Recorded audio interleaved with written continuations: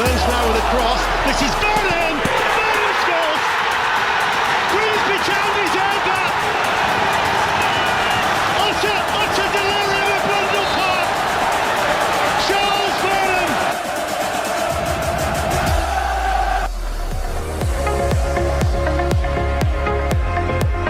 Delivered, far post, touchdown! Penalty, great composure. Brian Mbeumo, he doesn't miss, does he? The customary short run up for Brian Mbeumo.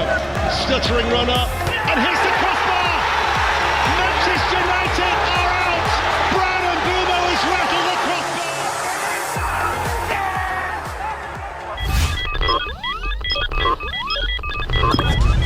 This is TNT Sports, Adam Summerton, and you're listening to Three Well, against Fish it to the on the left-hand Show. side. Cross will come in again. Man coming up on Marked. Absolutely brilliant. Absolutely brilliant from McKeown.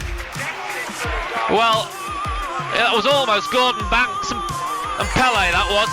It was down, it was to his right, and he hooked it away as it was going to bounce on the line just inside the post.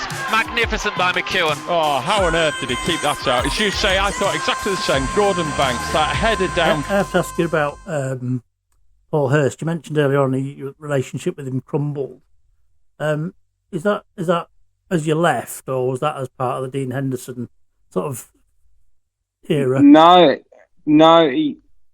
So when obviously he went to Shrewsbury, I don't know if it was around the October maybe, before my mate Marcus came in. Obviously then in the January he tried to sign me for Shrewsbury.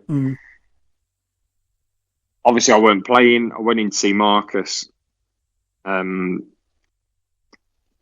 Marcus Bignot had lots of good ideas, but I think he needed someone alongside him to rein it in a little bit. Yeah.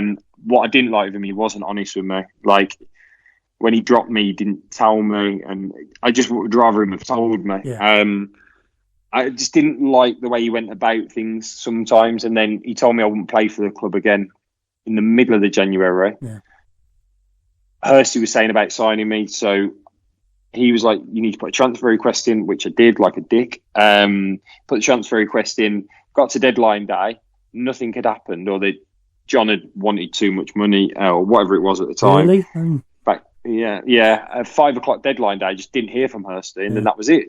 It closed, and I was like, shit. Obviously ended up coming back in the team because Dean went back to Man United. But me and Hursty stayed in touch. Went to his house for dinner. We had a really good relationship. I bumped into him on holiday. We spent the night with him. During COVID then, I started to do running, and obviously Ian Holloway was in charge. So I used to speak to Hursty quite a lot. Actually, I miss him again. When he went to Ipswich, he spoke to me about signing there for Ipswich as like a second or third choice. Got he'd become a friend.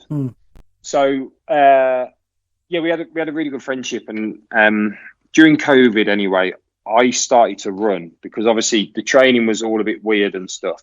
So I started running, and I used to tell him about some of the things with Ian Holloway. And then obviously Ian left, and Philip Day pulled me in and said, what do you think about Paul Hurst? Do you think he would come back? I said I absolutely would go for him. I think it'd be unbelievable for us. I think it's what we need, etc. Messaged Hursty and said, like, I've got you the job, but as a joke. Didn't really think anything of it because Hursty played his cards close to his chest anyway. Anyway, he ended up obviously coming back. That was the only conversation I ever had about it. And he didn't even say anything back to me. So anyway, he come in and got the job. I had COVID when he came in. So I missed the first game, maybe the second game, definitely the first game. And we played Port Vale just after Christmas. I lost 3-0. I didn't have a great game, but I wasn't particularly at fault for anything. And I was captain. And then it started from there, really. He didn't want a goalie as captain. And he said that I don't know if he said that I'd lost something from doing the running. And I thought, that's a bit out of order because that's something I told you as a friend. If you want to, and I remember him coming back and I remember having a conversation with him saying, look, pick me as a goalie, don't pick me as a friend. Like, it has to be professional relationship. They're two very different relationships. I've got no problem with you doing something, but because he said that to me, I thought, you're trying to use stuff that I've told you personally now. So it just felt a little bit like that. And we played Stevenage at home. It snowed. It was absolutely freezing. And I think we lost 2-1. We equalised really late on. And then they scored direct from kick-off. Nobody in the crowd, was there? It was COVID. No. I remember it, Yeah, it was COVID. And he blamed me for the goal, the second goal. Doige blamed me for the second goal. And it just felt like they wanted to drop me. I felt like they'd made their mind up, particularly before they come back. And obviously then he took the captaincy off me, brought Eastie in, but Eastie couldn't really stay fit. So I was back in, and then I obviously ended up playing the day we got relegated.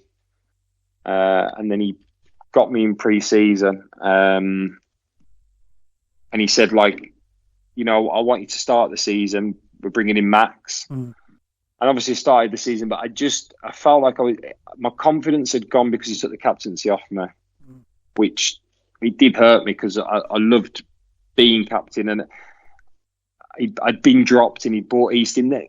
After the game, after we got relegated, he put Eastie back in. He didn't tell me. It was in the Saturday, and he named the team. And he put Eastie back in. I couldn't get my head around it. I was thinking, he's on loan. Why are you putting him back in the team? And then he come off injured in that game. And I was like, oh, my God.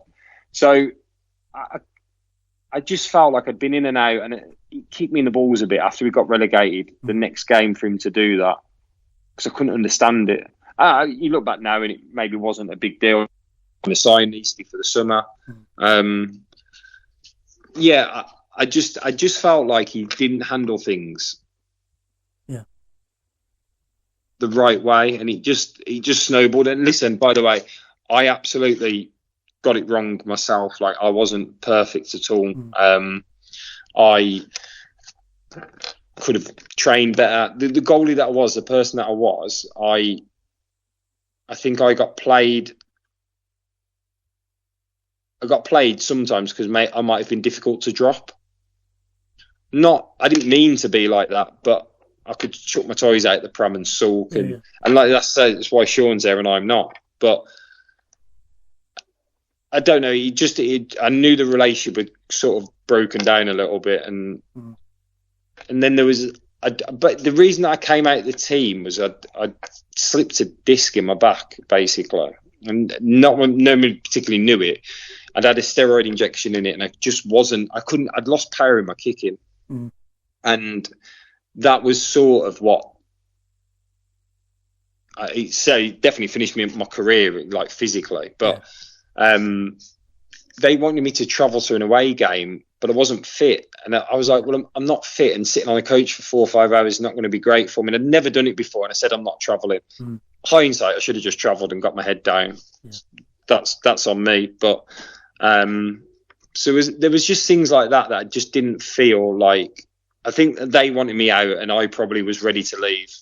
And unfortunately, I've never spoke to him since the day that I left. That he rang me. I was on holiday. He texted me.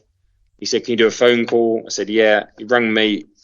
He wouldn't connect, and then he just texted me saying, obviously, that was it, and they'd be letting me go. And then that was it. What a shame.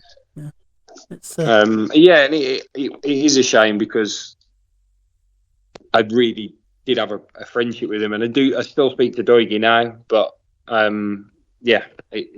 well, I mean, it's football, and that is what it is, unfortunately. I think it speaks volumes for you how you you owned the bits that you think are yours as well. I think that speaks a lot about you and the way you sort of carried yourself. You recognised that not everything's all revolves around yourself. But that works good and bad as well.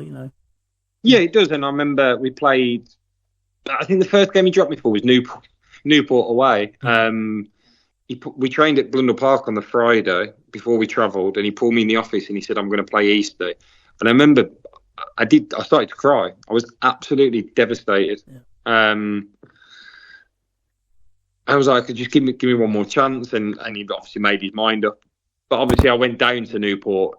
in a big sulk and I didn't want to speak, and I made a bad situation worse. If I'd have handled it better, would it have made it better moving forward? I don't know, but yeah, it's a tough world because in that kind of man's world, we don't show emotion, we don't get upset, we don't do that, but we do. We just try and hide it. It's becoming more.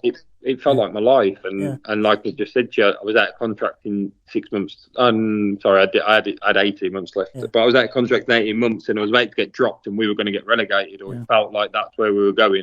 Well, I remember you coming on the radio at the end of that season. I was sat in this very office, and you came on, and you were kind of saying to the fans, you were speaking directly to the fans and saying, "Look, we're going to do everything we can to try and get us out of this situation." But we didn't at the finish. But when you listen to that Exeter end game, we've had John Tonder on to talk about this last season. The list of reasons why we went down didn't include James McKeown and his goalkeeping. There was a whole host of other stuff that. So I think you kick yourself too hard sometimes. But you were one of the ones that cared, and I heard every word of your voice in that radio interview. I can't remember what game it was after. Was from the heart, and somebody who has ended up with black and white blood.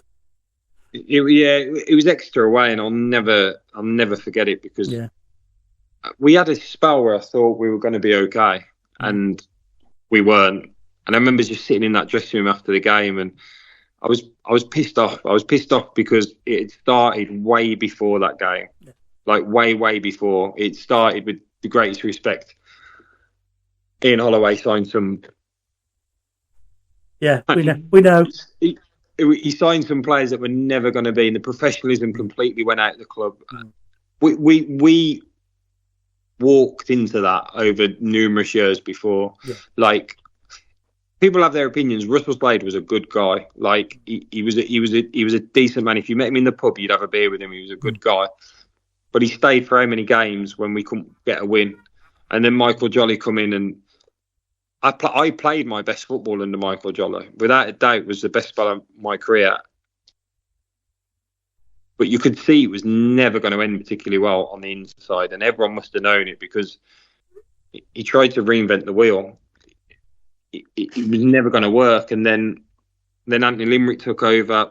I think they wanted to give him the job, but it didn't work out in his interim spell, and then Ian Holloway come in, and I think everyone on the outside bought into what he was saying, but on the inside, he'd turn up.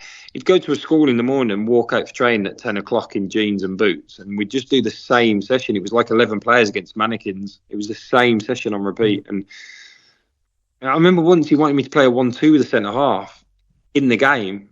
He was like, "And just step past the centre forward." And I was like, "Gaffer, I can't do that. I literally can't do that." Like, what are you on about?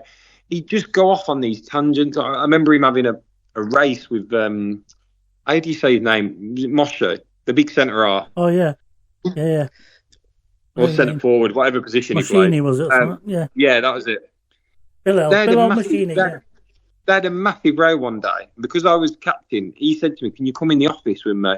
So Ian Holloway had Moshe's agent on the phone, rowing with Moshe, and I was just stood there thinking, "Oh my God, what's going on here?" And then he said to him, "Right, we'll have a race. If I beat you, we terminate your contract."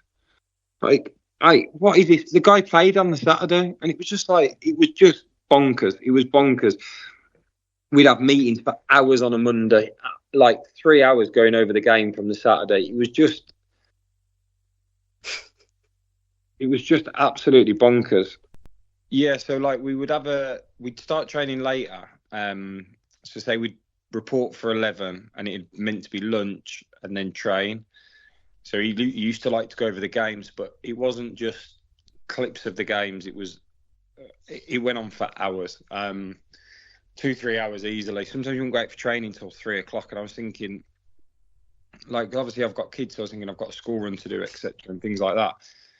But it was just, so we used to do them in the dining room at Cheapside, and he dropped me for Sam Russell, who was goalie coach at the time. He dropped me for, I'm sure we played Colchester on the Saturday. He dropped me for the Tuesday night game against Forest Green. I'm sure it was Forest Green that we played. And we came in, had this meeting anyway, and I remember standing up for the meeting, assuming it wasn't going to be 3 hours, and I started to stretch during the meeting. He didn't say anything, and then Tuesday morning we had to come in before the game, and he said, "I'm dropping you.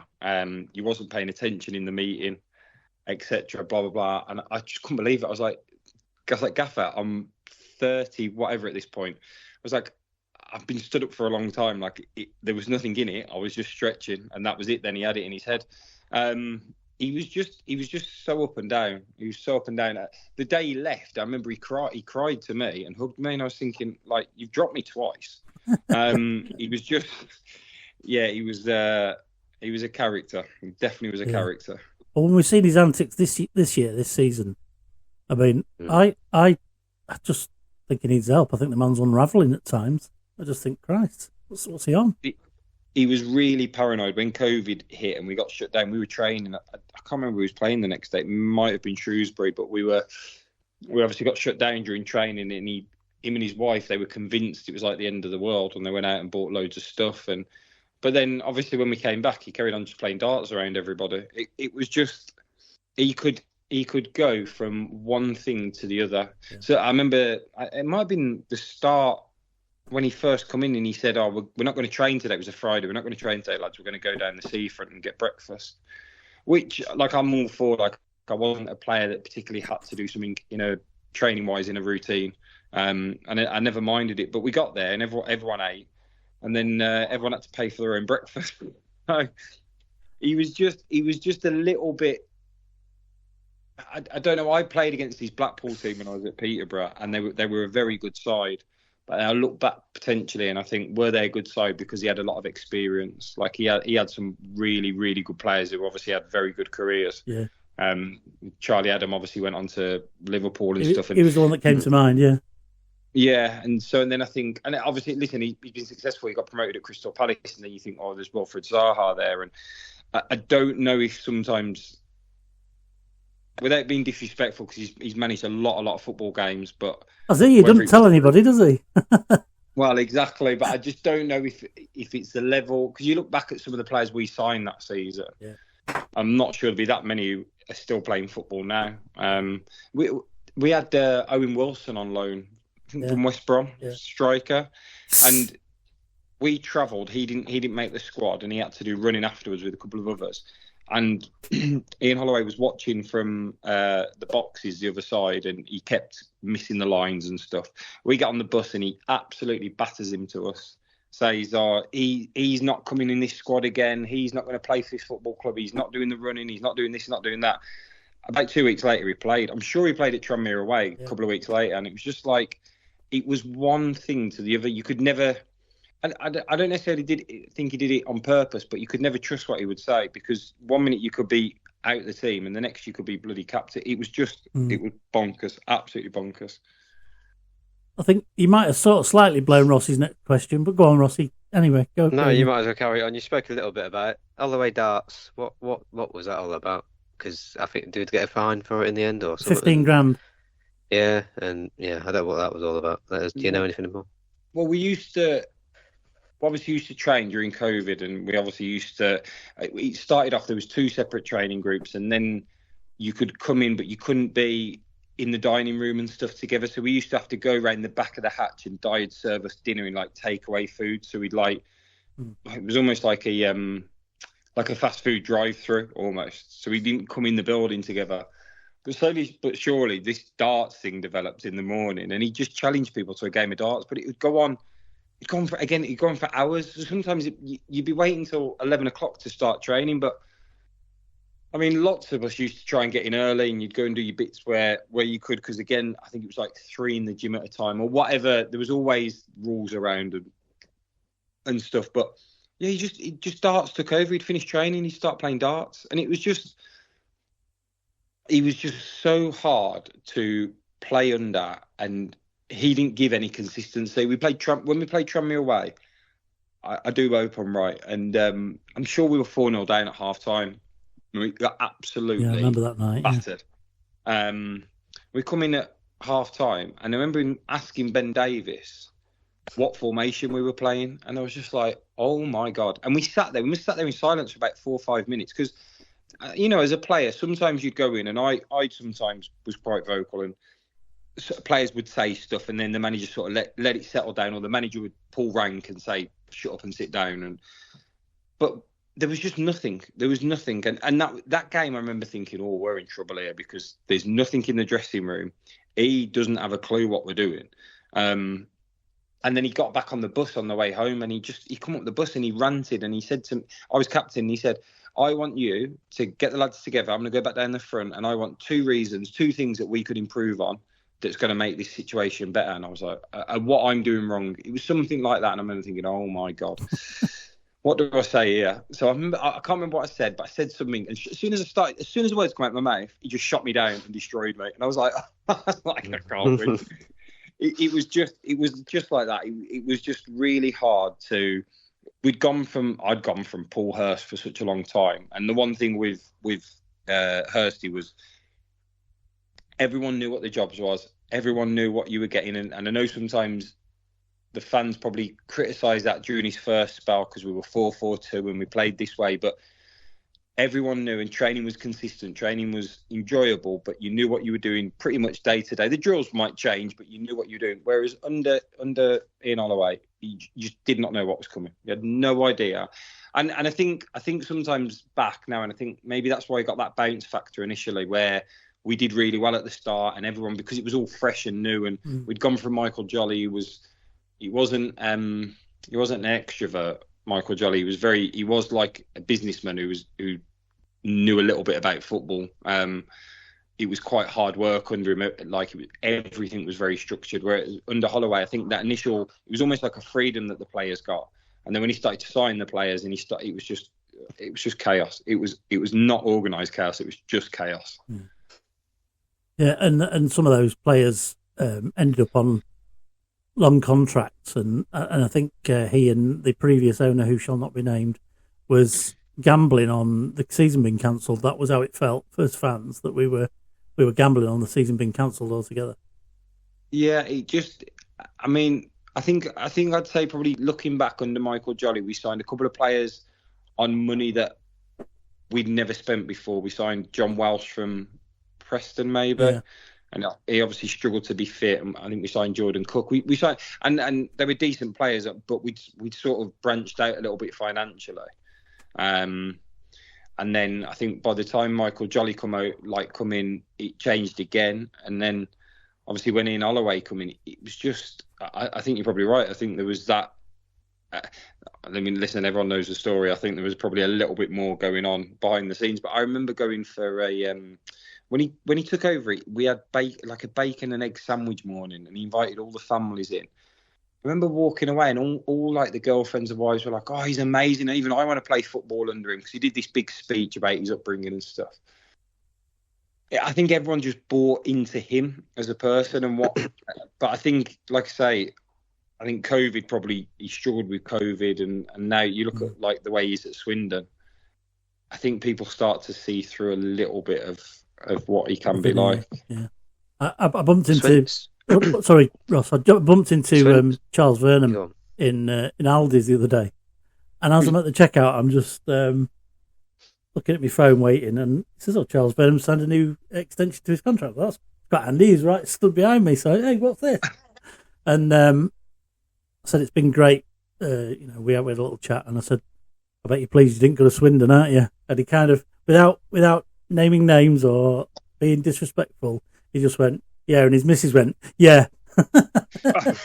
So, I don't think she'd have wanted him to go to Swindon. No, so I think there was relief all around there, but he's been a great servant. Sorry, Ross, you were jumping in. No, I was just saying about when Ian Holloway got appointed as Swindon manager, and the Swindon fans were absolutely buzzing about him coming in. And his first interview, he was like a philosophy kind of bloke, and he just, like Macca said, he goes on and on and on about a story from the past, and then tries to bring it into Swindon. I'm going to do this, I'm going to make promises, and all the rest of it. And Swindon fans were all believing it, and obviously on my TikTok and other bits that I do, Swindon fans are coming on saying, "Oh, look, we've got Holloway, he's going to do a lot better than he did with you guys. I said, listen to what he says, that's fine, but trust me, don't believe half the shit he says. It'll Because unravel. No. Well, the it's first not bad all spell true. they had, it was ghosts, wasn't it? It was the training ground. Yeah. He had his missus in waving sage about and stuff, apparently.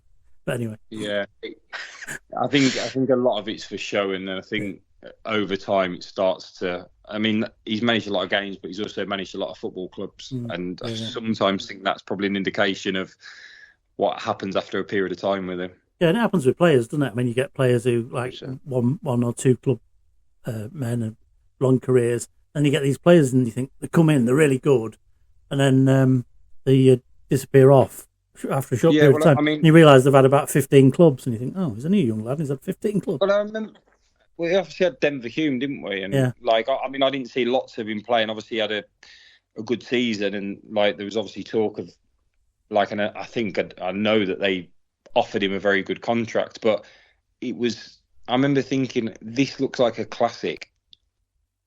We've got to be really careful here as a football club, because you start chucking decent money at a left back for one good season. And I'm not saying, I'm sure lots of people watched him, and lots of people, and he's obviously a good player, but there's a reason that a lot of players find themselves at our level. There's flaws in there, and if they're a very good player and they've had a very good season, normally the flaw might be probably between the brains. And if you time down to a 3-year contract, that's the one that ends up letting you down. And obviously, I mean, he obviously didn't sign and he left, but I do think you've got to be a little bit careful with the reasons that you're keeping somebody. The other thing that sort of reminds me of it recently is Jordan Maguire-Drew. He came in, was brilliant when he played, and then he disappeared off. You thought, we got rid of him. He was quite good. And then you look back at his track record. He's like 24, 25. He's had 13 clubs. He's had about 13 clubs, and you think, wow, there's something in that. And again, I think if you look even at his spell at Wrexham, it's a very good initial bounce period, and then it dies off. And obviously, he did very well for us. And I think sometimes it's easy to lose sight of that, but it's longevity or that consistency over a period of time is huge. And I remember we had it the year we went down. I remember looking at the team one day and thinking, you've been relegated before, you've come from it, and that's where you start to think, we're in trouble here, because these signings are just being made like as they come. It was like they were appearing on the desk. They're at so-and-so, let's sign him. It was like, well, are we actually looking where we're getting these players from? Because a lot of them have a losing mentality, and I don't mean that disrespectfully, but I do think players can get used to losing games, and we ended up with a team in League Two for a period of a couple of years that would accept going and getting beat at Forest Green, or accept going and getting beat at Mansfield. Whereas I now look at us as a club, and I think when I go and when I speak, I think there's an expectation to go and win every game. Yeah. And I think that's like, they've been away to MK Dons and beat them this season. And I think there's that. And I absolutely think that to be a successful football club, you need that expectation. We had it when we was in the National League, we had that expectation that we would go and win games of football. As soon as you start to bring players in, I think they get used to losing games of football. I think that's where there's that slight change. It's like, we did all right, but we lost 2-1 at Mansfield. But that's not all right. That's not good enough. When you did that interview at the back end of the season, where you were still scrapping to try and stay up, that came across in spades that you'd got that kind of, I don't accept where we are. We're not having it. And I think talking to you over the last hour or so, I think there's lots of good stuff happened in your career, but you've said it yourself. You remember all the bad stuff. And I think there's a lot more good about your time with Town than you probably give yourself credit for, to be fair. And we all remember you fondly. And 505 appearances says that it can't have been all that bad. And so. And it's hard. I think I was probably driven more. I was driven by maybe a fear of failure sometimes. I don't know if that was my position or my mindset or a bit of both, but that was more, I didn't want to let people down. And like I said, when I signed here, I had no intention of what me living here, my kids going to school here, but it absolutely, it did suck me in, and you become a fan. And I speak to people now and they'll say, who do you support? I'm like, I think from playing football, I wouldn't necessarily say I support anybody, but it's Grimsby's the first result that I look for every single week. If I'm going to put a game on, it'll be the Grimsby game. I think there was an element of like when I stopped playing that I just didn't watch Grimsby. I didn't want anything to do with it because I think that was my way of boxing it off and dealing with it because it had been my absolute life. And like I say, I think you'd go swimming on a Sunday with the kids, for example, and people would talk to you, and it was just, and I never minded it because I think that was probably what our fans truly care about the football club. It's not just Saturday afternoon at 3:00. It just isn't for them. It's Monday night. It's Monday at work. It's Wednesday at work. It is absolutely everything. You walk around the town, the amount of people in Grimsby shirts and things like that, and young kids. There's something just purely like a pure love about football. I think it almost takes you back to being a kid because I think a lot of teams, like when I play for Walsall, they're just a small club in Birmingham. Most people are going to support Aston Villa, are going to support Birmingham Sounds City, like a chant that we can use next time. You're just a small club in Birmingham. Says James McKeown. We didn't say that. But yeah, so I mean, I absolutely like. I look back and it was. Yeah, he's strange. Obviously, I got to play in the Championship. I played abroad, but my career for me was just playing for Grimsby. There wasn't anything else before or after, particular. Yeah, no, and that there's lots of good to remember, and we certainly do. There's the thing about clubs at our level is, and Grimsby's a great example of it, where you've got that special bond with the community, and it's steeped in it, and it's not manufactured. It just is what it is. And I believe are you going to be taking part in the documentary, the French one?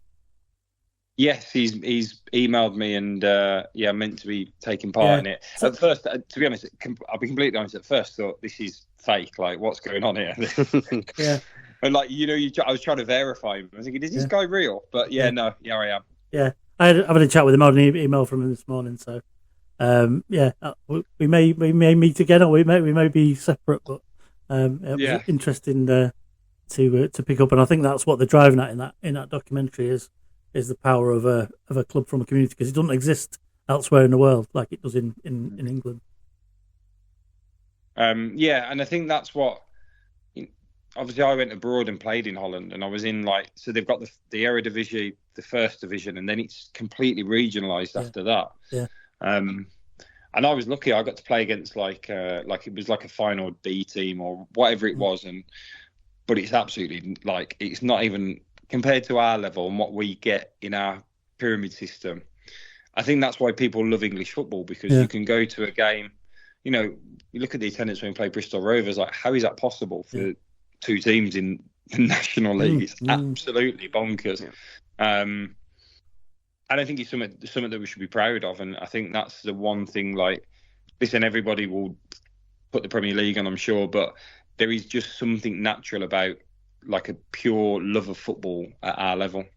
Yeah, no, I agree with that. And it's always been the same since for me, it's something my dad gave to me, and Rossi's granddad gave to him, was that gift of Grimsby Town. Sometimes you love it, sometimes you think, who did this to me?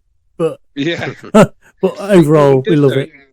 It takes over, and the amount of people that even aren't into football, but they know the result on a Saturday, or they know when a big game's coming up, and you only get that in very few towns and cities in this country, and we are lucky that we have that in our town. The example you just gave again about the being in Holland, we had last game we had a chap over from Bromley who does a lot similar to what we do for Bromley, and we met up and we had a bit of banter and did some co-content together.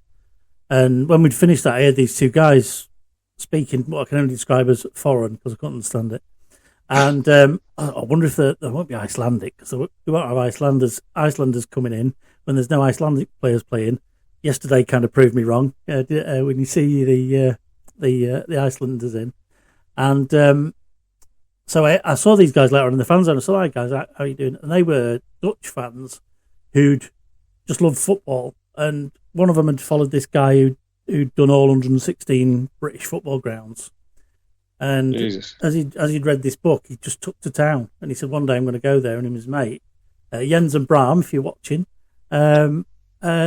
decided to go to Grimsby, and the Bromley game was the first time they'd been at Bromley Park. So. Wow, God. That was a proper game as well. I watched that game. It was a proper League Two game. God, it would have almost passed for rugby league.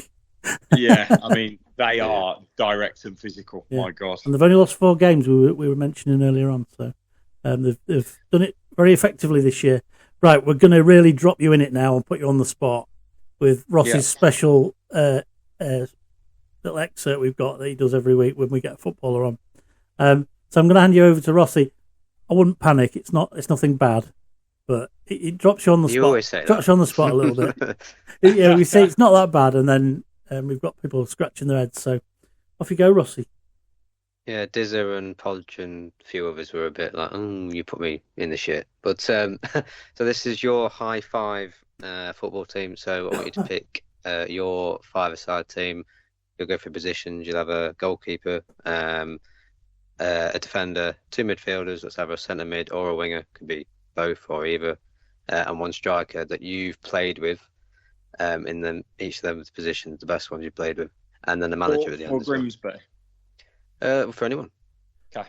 Oh, Podge filled his boots on that one. He was like, Portuguese internationals, and dropped some names in for the same. Oh, he did. I had to put a clanging sound effect in for every name that dropped. And what I will say is, I don't want to stir the shit or anything like that. However, Podge left you out. Oh, there's a shot. Who did he pick? Who did he pick? Who was it? Was the lad from Hartlepool.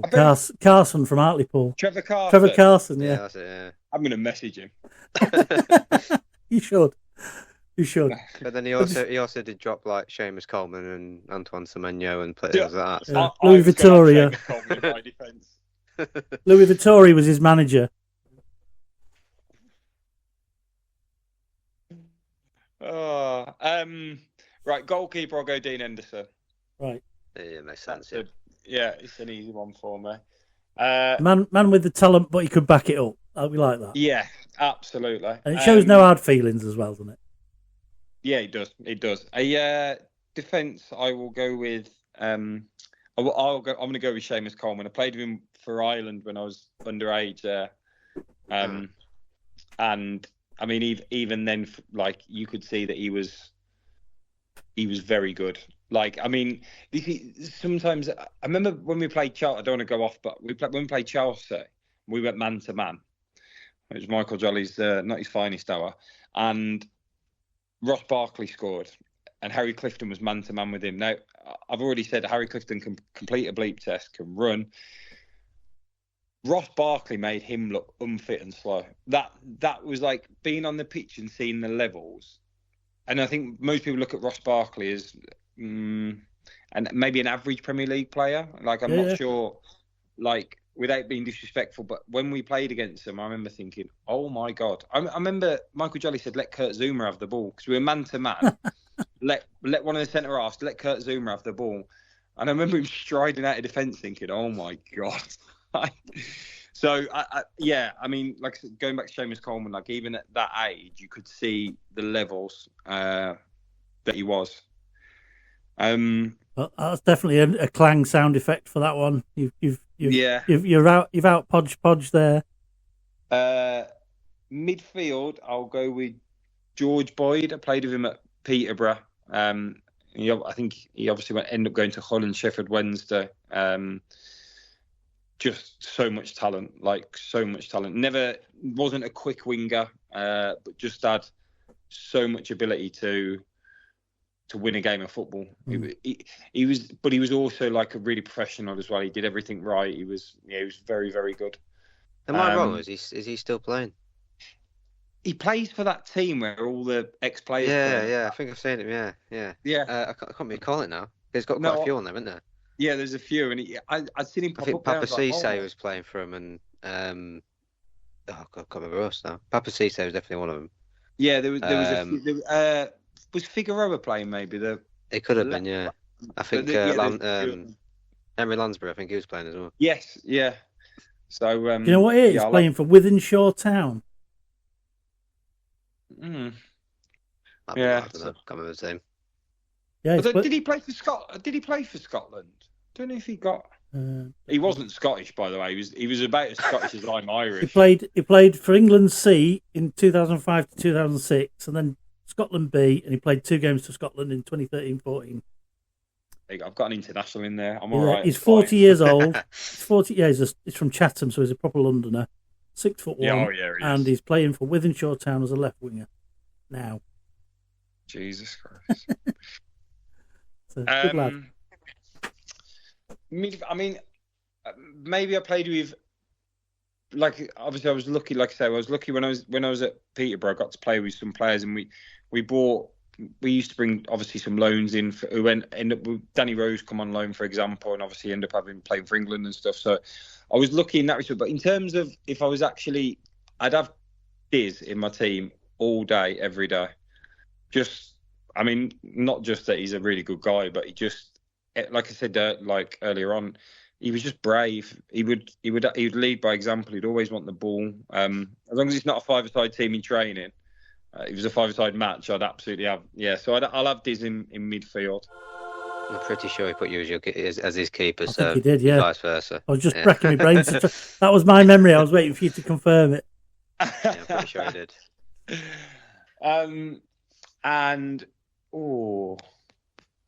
We know Podgin in now, don't we? He's not going in. Yeah, not a chance. I'd probably have Paul Merson. He was my player manager when I was at Walsall. Right. I'm not sure he counts as a striker, but I know he counts as a very, very good player. Well, you want to play him up front, you can play a left back up front if you want. But it's up to you, your team. I specifically remember him chipping me. And there's this thing as a goalkeeper. If you get chipped in training, goalies don't like it. I don't know why. I think I pretended it bothered me because I'd seen it bothered other goalies. It never really bothered me. But I remember him chipping me and me swearing, and he just went, "Don't worry about that, son. I've chipped better goalies than you." Thanks for the compliment. There's a backhanded compliment somewhere there. And absolutely, he didn't have a left foot. The stories are well documented. I used to sometimes clean his office after a game, and there was beer bottles everywhere. He was still drinking, but my God, what a player! Like, he just had so much ability, and he obviously at that point he was player manager. He couldn't move. He was overweight, but like so much, you could just see how good he was. Like, no one get near him in training. He was just. Again, I talk about the levels. His level was just ridiculous. And I remember thinking, as a young lad, is that how good you have to be a professional footballer? Yeah. So yeah, he'd be my striker, and then manager, I'll go with Darren Ferguson. Maybe if I hadn't fallen out with Paul Hurst, I might have gone with Paul Hurst. But no, I'd go with Darren Ferguson. Darren Ferguson, him and Paul Hurst were very similar.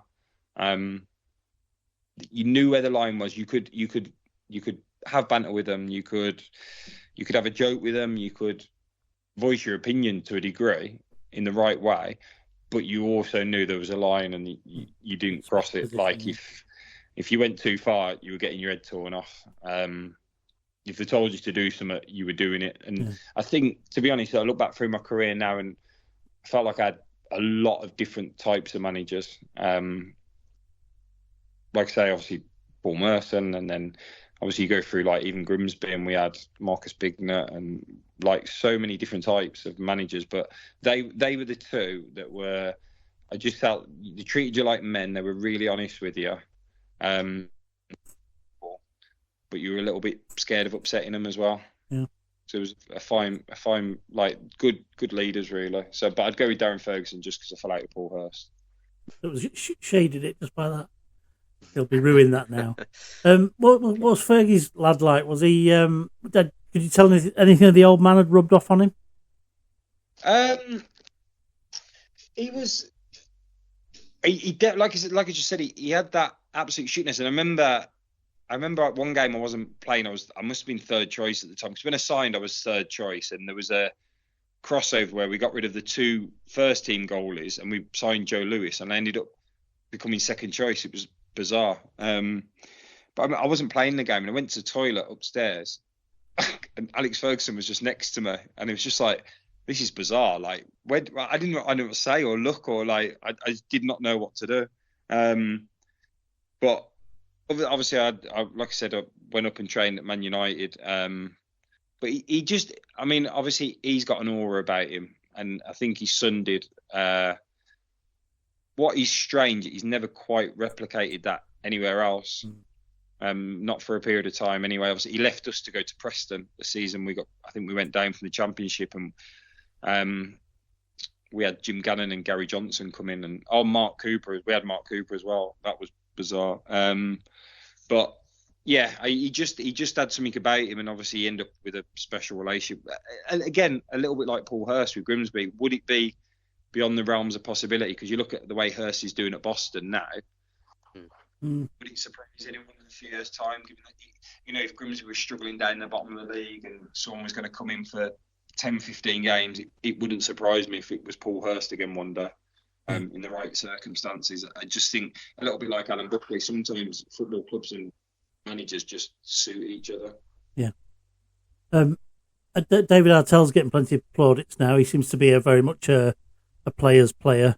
What do you sort of see of him from the outside, with a player's head on?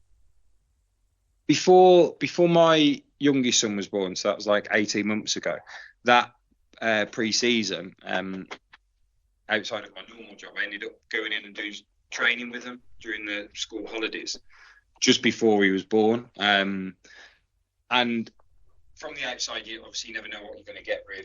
But when I went in, he couldn't have been nicer. He couldn't have been more friendly. He couldn't have been more approachable.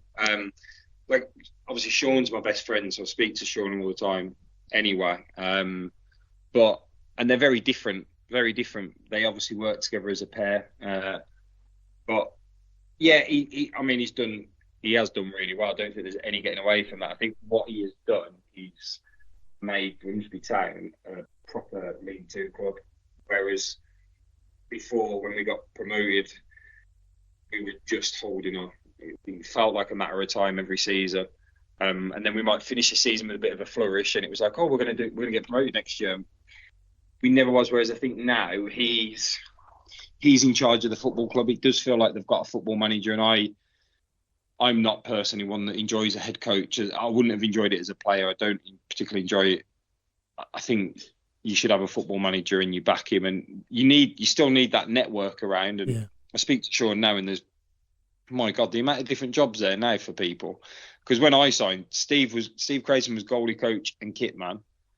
There was Hursty and Rob Scott, and then that was it. And Mora, who's obviously now left, but there was no one else. And now so you can still have a director of football, you can still have technical directors, you can still have and have a manager. And he does. I know his title and stuff, but I do feel like he's a manager of the football club. I feel like he's the final one, and I might be wrong, but he certainly sets a standard, and I think that also comes from the owners as well, which helps. They've got a consistent thread throughout the standards, and everybody meets the standards, and it's showing. To be honest, you have to have it, and I think that if you don't have that, you have a problem, because eventually, because results do change at some point, and you go through and they've been through a sticky spell this year, when I think obviously they were looking like they could really challenge, and then all of a sudden it was like, hold on a minute, we're struggling here.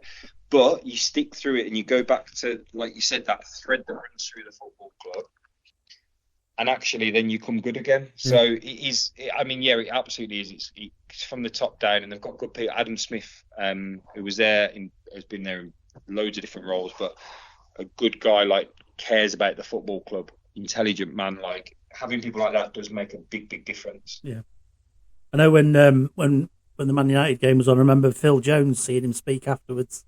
Former Man United player, and he was saying, "Wow, he speaks well, doesn't he? I'd want to be running through brick walls for him." So yeah, we're pleased to have him, and it's going well at the minute. Rossi, are you happy with your five-a-side team? Then are you going to send them off to play against the others? Yeah, I know. I'm going to have to build them all up at some point, aren't I, and get them all lined up, see what they're all like. The one thing I love about this feature is the other little stories it pulls out about players you've played with and stuff, which is great. And we don't need to quiz you on Cheltenham, because we know all about Cheltenham. the race day. We found a bit more out this time as well. So thank you for that. No, it's been an absolute pleasure, James. We've taken up loads and loads of your time. We really appreciate it. If there's a message from us to you, it's absolutely look back on your time and try and put them negatives away a little bit, because we all love you still. I might do one day, but yeah, I do find it hard. Like, I mean, I look back a bit more now, and I think like I won a few Player of the Year awards and stuff. But then I just say to myself, "Oh, you only won it because we were crap that year." So it's just the way I am, unfortunately. No, go on, give yourself a lift at times and take it from us. You're well thought of. Anything else from you, Rossi, that we wanted to ask? Or? No, but I think that's it. I think we've got the father side and everything else, and it's been decent to speak to you and all the insides and outs of back in when you used to play, and obviously behind the scenes. It's whenever we have guests on anyway, it's always intriguing what they come out with. I mean, Podge was an example of that. You know, what he was coming out with about different matches and you know, not the secrets that were around that no one really knew about, but it was just like day to day stuff. You know, as fans, we don't really know what players go through. So players aren't you know, people to us. They're just you know, exactly. And we forget that as fans, so we have to recalibrate. And I think doing this has helped that. So, and you've certainly helped us do that. I think sometimes it's difficult to be able, like you said, you just bumped into Charles Vernon the other day, and he, like, if you said to him, "How's it going?" and stuff like that, you are in general going to unfortunately get a generic answer, because he's not going to turn around and say, "Oh, I wish I signed at Swindon and doubled my money." But you know, he's not.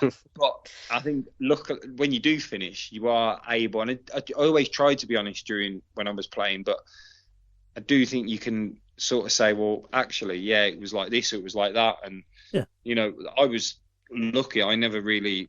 I came probably close to leaving once, properly close, but other than that, I never ever really sort of entertained the idea of leaving. Yeah. So we appreciate your time. It's been an absolute pleasure and a privilege to get to speak to you. Like I say, our extra 15-20 minutes has taken 40 minutes, so it must have been some good stuff come out of there. So James McKeown, thank you very much. Thank you.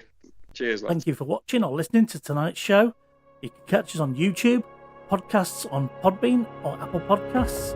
You can also find us on our social media channels of Instagram, Twitter, or X as it's now known, TikTok and Facebook.